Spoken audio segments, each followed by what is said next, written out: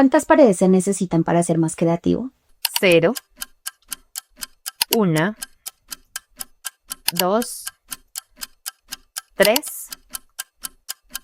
4. Si la respuesta estuviera en manos de Virginia Woolf, ella diría 4. ¿Por qué? Quienes han leído este libro dirán que Una habitación propia es un ensayo feminista que busca responder al por qué las mujeres han escrito históricamente menos que los hombres. Y sí, lo es. Pero además es un compilado de reflexiones implícitas acerca de cómo el espacio permite o restringe el desarrollo de procesos creativos desde una perspectiva histórica y feminista. Una de las primeras reflexiones sugeridas por el libro es que la brecha de derechos entre hombres y mujeres establece un acceso diferencial a los espacios y, por tanto, al desarrollo creativo.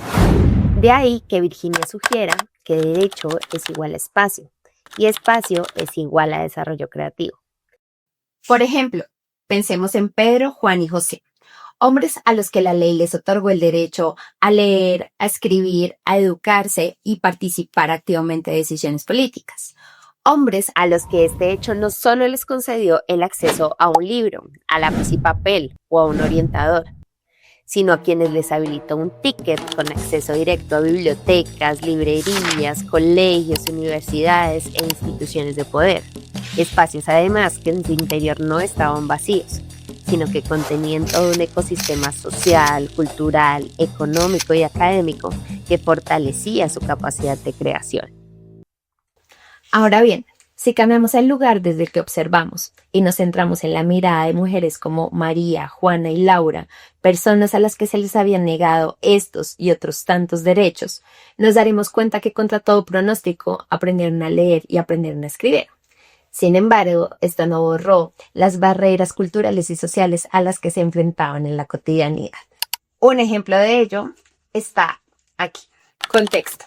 Una mujer va caminando y recuerda un ensayo y a un ensayista. Entre todos los difuntos, Lam es uno de los que me despierta mayor afinidad.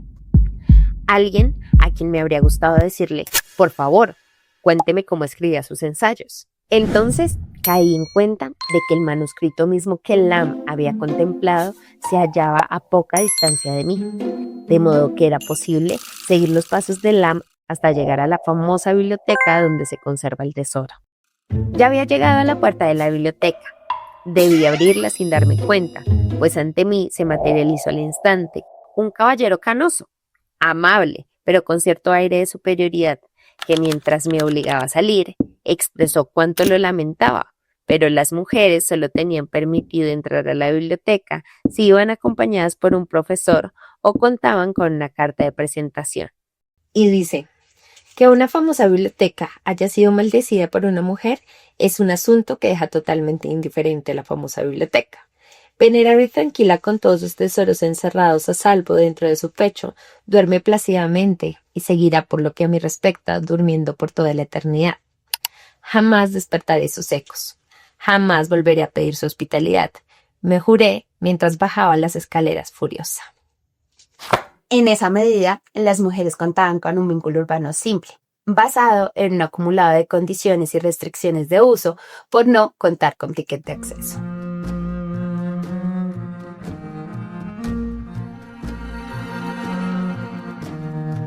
Entonces llega otra reflexión, y es que los espacios que habitamos no solo distribuyen funciones, también distribuyen de manera diferencial tareas y tiempos, condicionando procesos creativos.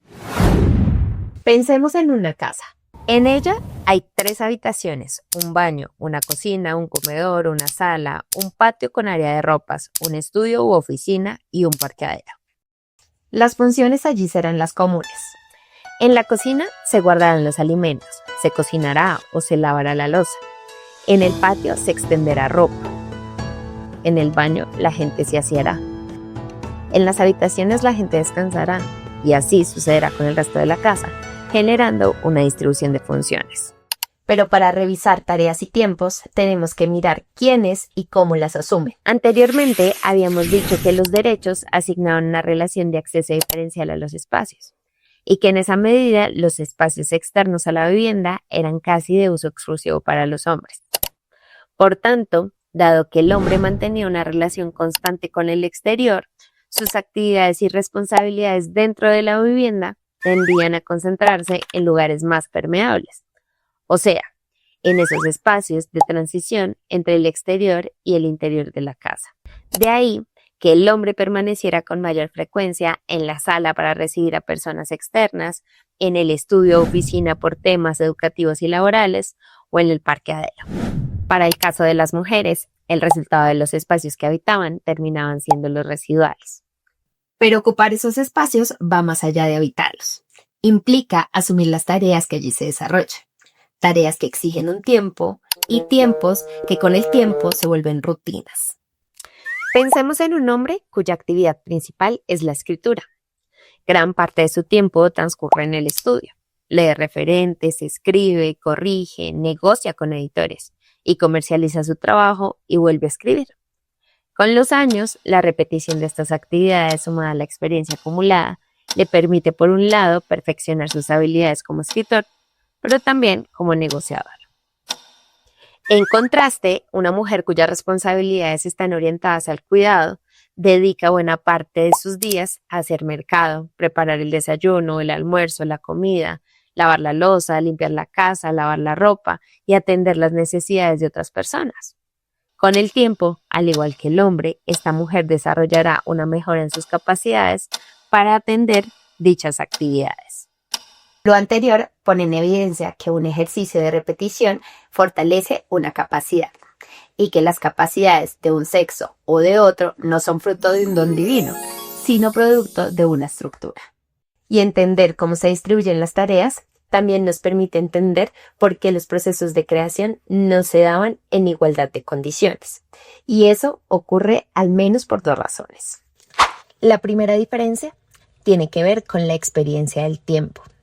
Las tareas de cuidado que realizan muchas mujeres de clase media se desarrollan dentro de la misma vivienda en la que residen y por ello están sujetas a proveer bienestar de manera constante. Esto implica permanecer en un estado de disponibilidad permanente, pues en cualquier momento puede surgir una interrupción o una necesidad que atender.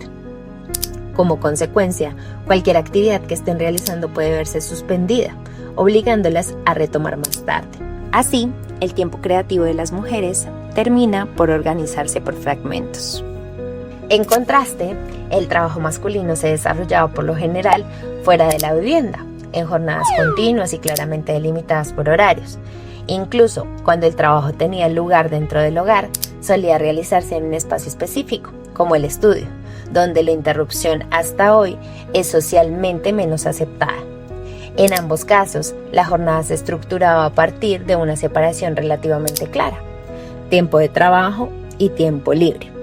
Además, al tratarse de actividades vinculadas al exterior del ámbito doméstico, los hombres contaban con un mayor blindaje de su tiempo frente a las demandas cotidianas del cuidado, lo que les permitía sostener periodos prolongados de concentración y continuidad creativa.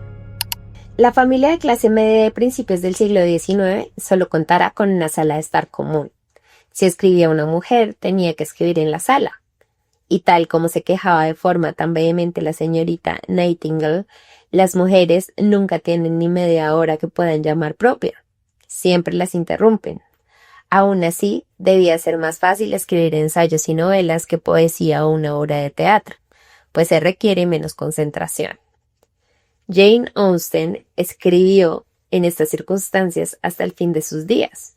¿Cómo fue capaz de crear todo esto? Es sorprendente, pues no tenía un estudio apartado al que retirarse y debió de escribir casi toda su obra en la sala de estar general, sujeta a toda clase de interrupciones fortuitas. Tenía mucho cuidado de que ni los sirvientes, ni las visitas, ni cualquier otra persona más allá de su círculo familiar sospechara de su ocupación. Jane Austen escondía sus manuscritos tapándolas con una hoja de papel secante. La segunda razón tiene que ver con el acceso al conocimiento.